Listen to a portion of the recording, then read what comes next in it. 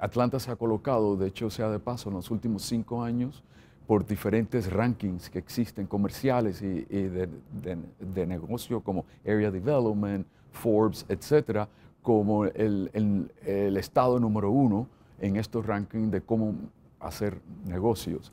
Esto, por supuesto, es una serie de datos, digamos así, que conllevan a ese rango.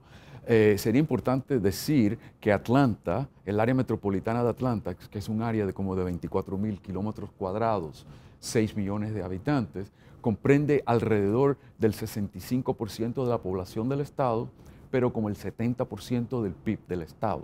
O sea que Atlanta es el motor económico. Existen otros lugares como el área de Savannah, que es sumamente importante para el estado por el puerto, y podemos hablar de eso más tarde. Pero principalmente la razón que podemos decir que Atlanta se ha colocado, o que Georgia se ha colocado, es porque el estado de Georgia es un estado que es pro negocio, es pro al libre comercio.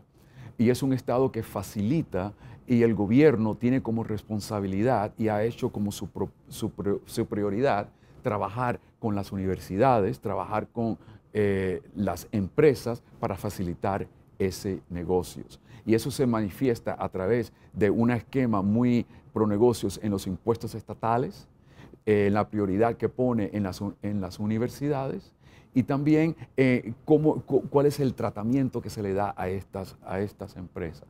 Y como ejemplo de esos, por ejemplo, en el estado de Georgia, cuando una empresa se coloca como sede para los Estados Unidos, todas las entradas generadas fuera del estado de Georgia no son sometidas a los impuestos del estado.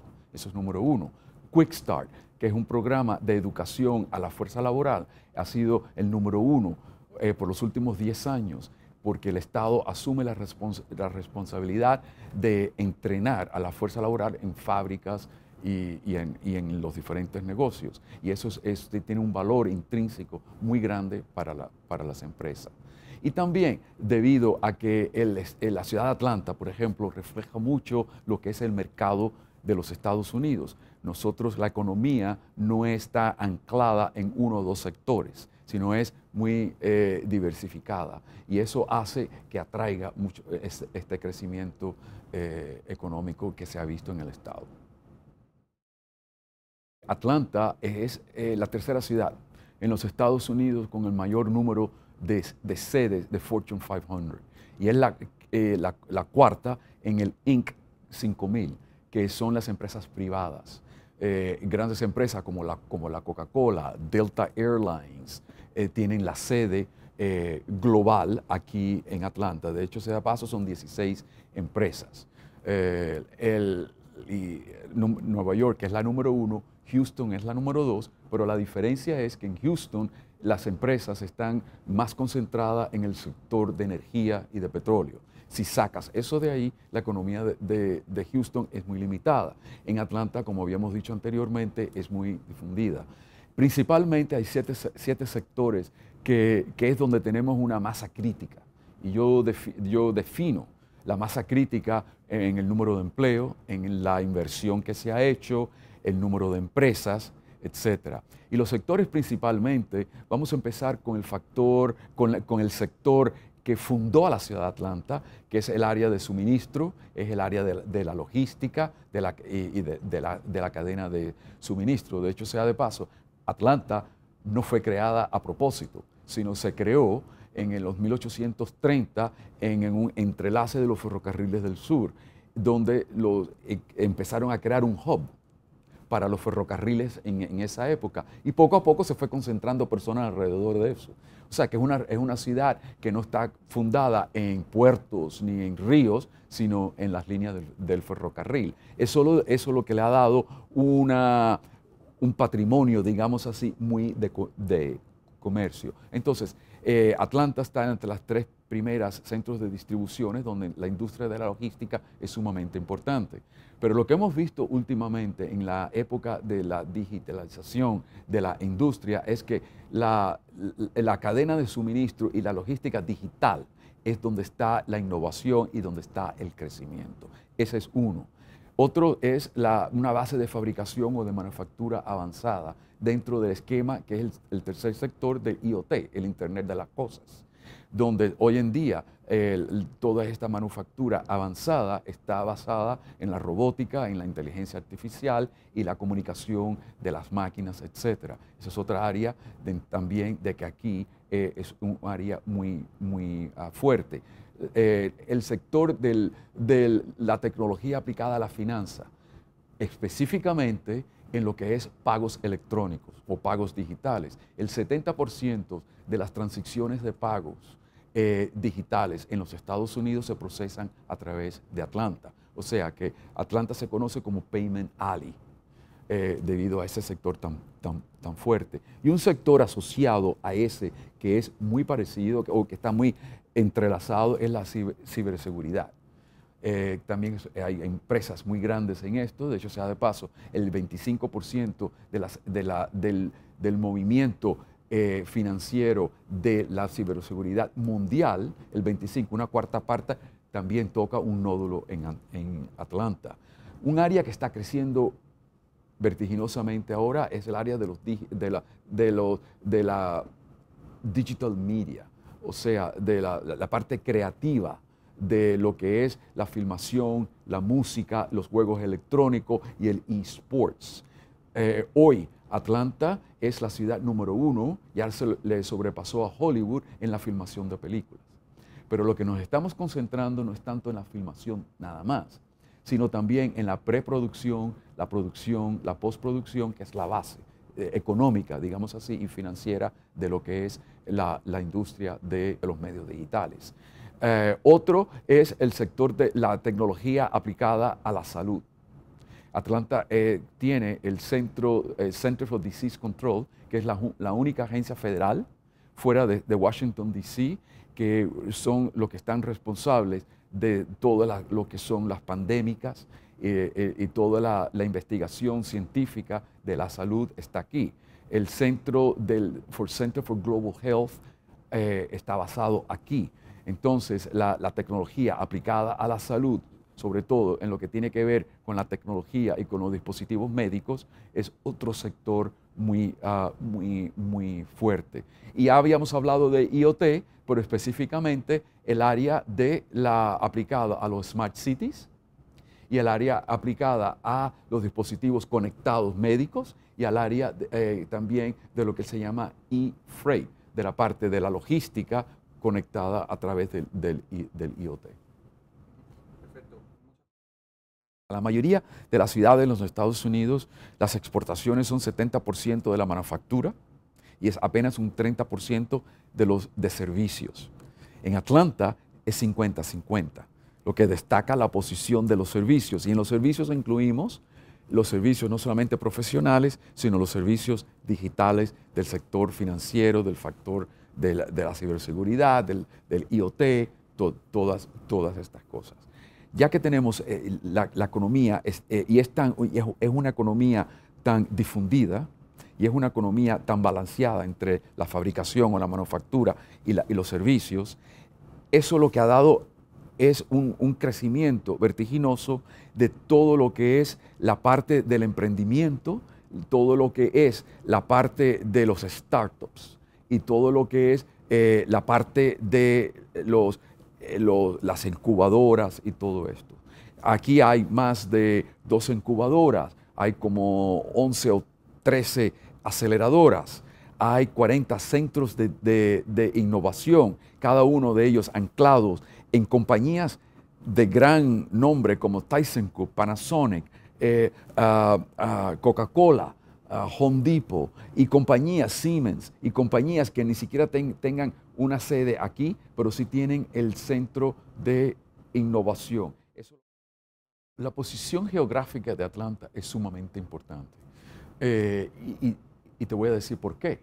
Principalmente es porque Atlanta tiene dos fuentes que entrelaza la ciudad al mercado general de los Estados Unidos. Número uno es el aeropuerto, Ahí estamos hablando ya de la infraestructura, pero podemos hablar geográficamente. El aeropuerto de Atlanta, que es el número 1 en el mundo del movimiento de tráfico aéreo, son más de 2.500 vuelos al día y son más de 102 millones de pasajeros al año, conecta al 80% del PIB de los Estados Unidos. El 80% del PIB representa el 80% de la población de los Estados Unidos, pero más importante para las empresas, el 80% del mercado de los Estados Unidos. Y del aeropuerto de Atlanta se llega a ese 80% en menos de 2 horas de vuelos, lo que le hace una posición a las empresas de poder salir en la mañana del aeropuerto de Atlanta y llegar a Nueva York, a Chicago, de nuevo al 80% del mercado de los Estados Unidos, tener una reunión y regresar en el mismo día. Si estos sumamos lo que es el puerto de Savannah, que es el puerto de contenedores de más crecimiento de los Estados Unidos y el primero de contenedores en la costa este de los Estados Unidos, y está ligado a la ciudad de Atlanta, que nos hace entre los 3 primeros centros de distribución, que son los ferrocarriles. Aquí hay 2 líneas importantes, 2 compañías de ferrocarriles que dominan el mercado del este de los Estados Unidos, que se cruzan en Atlanta.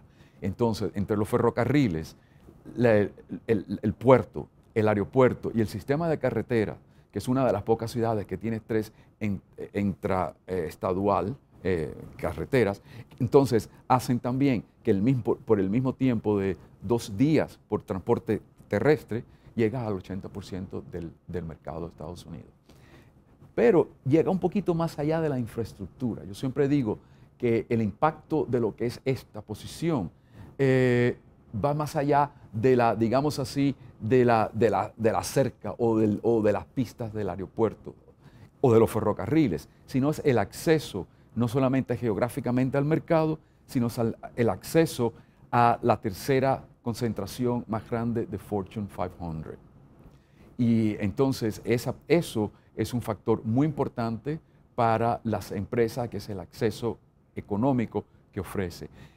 Si un navío desembarca los contenedores en el puerto de Miami o en el puerto de New Orleans, por ejemplo, y está destinado fuera del estado de la Florida, que va para el nordeste de los Estados Unidos o para el centro de los Estados Unidos, necesariamente pasa por el Atlanta.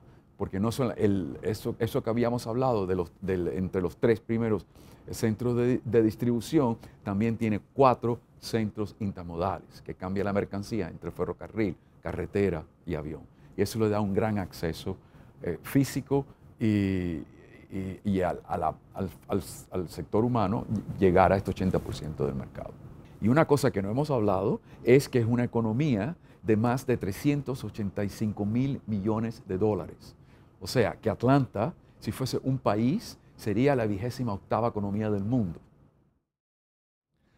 Obviamente hay ciertas reglas que son federales que cubren todos los Estados Unidos, pero tienes razón, cada estado tiene su propia legislación que favorece o a veces entorpece el crecimiento económico. Es importante notar que el estado de Georgia es un estado donde el trabajo es un derecho del ciudadano. Lo que esto quiere decir que no es requisito ser miembro de un sindicato o de una unión laboral para poder trabajar en una empresa. Y eso lo que hace es que el nivel de sindicalización del estado de Georgia sea sumamente bajo. Eso es por un lado. Por otro lado, es un estado donde el empleo es a la voluntad del empresario y del trabajador. Quiere decir que no hay contratos laborales que te liguen de la empresa al trabajador o del trabajador a la empresa. Eso da mucha flexibilidad para ambos lados. Eso es muy importante no solamente para la fuerza trabajadora, sino también para la clase empresarial, para tener esa flexibilidad. De hecho, sea de paso, eso es muy interesante porque la posición fiscal es complicada. No puede, por ejemplo, el estado de Texas y el estado de la Florida no tienen impuesto sobre la renta que recibe el trabajador. Entonces, él no paga un impuesto del Estado en Georgia si lo pagas. Pero de alguna parte los estados tienen que sobrevivir. Entonces, si no sale del trabajador, sale de otra forma. Entonces, la mejor forma de ver el índice fiscal y hacer una comparación entre un estado y otro es ver la sumatoria, digamos así, de los diferentes elementos. Georgia se coloca entre las 10 primeras ciudades más importantes de los Estados Unidos con un índice de impuestos más bajo que Texas y más bajo que la Florida. Es un 0.8 o el 80%, que los otros estados son un poquito más altos. No tienen entonces es muy importante entrar más a fondo a las empresas. Mi recomendación es entrar más a fondo de los diferentes, cuáles son los índices laborales y cuál es lo que se llama el tax index, que es la suma de todo eso. Cuando una empresa quiere extenderse a otro mercado, tienen que hacer un estudio a fondo de cada uno de los sectores, porque tienes razón, la parte fiscal es uno de ellos, la parte de la calidad de vida es otro de ellos, el acceso al mercado es otro, el acceso al talento es otro, pero cada empresa tiene que decidir qué es lo más importante. Pero yo creo que es crucial que las empresas sí hagan un estudio de cuál es la conveniencia de instalarse en un estado sobre otro desde el mismo punto fiscal. Como habíamos hablado anteriormente, las ventas que una compañía con sede en el estado de Georgia, cuando una empresa está pensando en cruzar fronteras, es porque tiene indicaciones que la empresa está sólida. O sea, lo primero es no solamente tener la expectativa de crecer, sino que tiene que tener los medios para crecer. Una vez pasa eso, sobre todo cuando entra a un mercado extranjero, tienen que traducir su plano de trabajo. Y no me estoy refiriendo de traducirlo del castellano al inglés, sino que tienen que hacer un estudio a fondo de lo que es el mercado de los Estados Unidos. Los Estados Unidos es un mercado muy grande. El sector del oeste de los Estados Unidos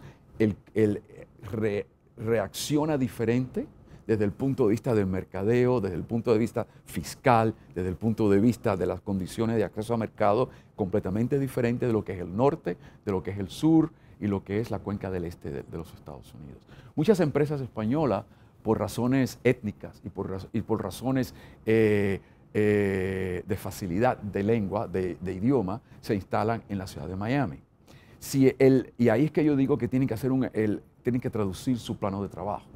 Si la intención de esa empresa, lo mismo le digo esto a las empresas latinoamericanas, si la intención de esa empresa es llegar al mercado hispano del sur de la Florida, el lugar perfecto es Miami.